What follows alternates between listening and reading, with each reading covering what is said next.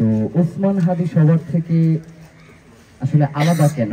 আমাদের কাছে মনে হয় যে বাংলাদেশের মানুষ যেই কথাগুলো বারংবার বলতে চায় বা বলতে চেয়েছে, তারা দেখতে পায় যে ওসমান হাদির কণ্ঠের মধ্য দিয়ে সেই বার্তাগুলোই তাদের পক্ষ থেকে পৌঁছে যাচ্ছে।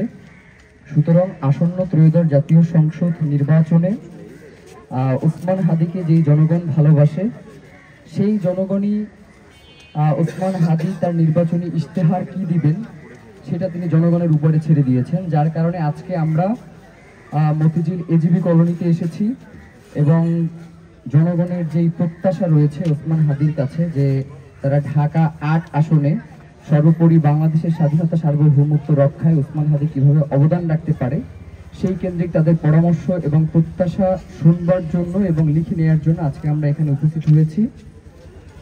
এই মুহূর্তে আমি ওসমান হাদিকে কিছু কথা বলবার জন্য অনুরোধ করছি। তার নির্বাচন, ঢাকা ৮ আসন এবং বাংলাদেশের বর্তমান পরিস্থিতি সবকিছু মিলিয়ে।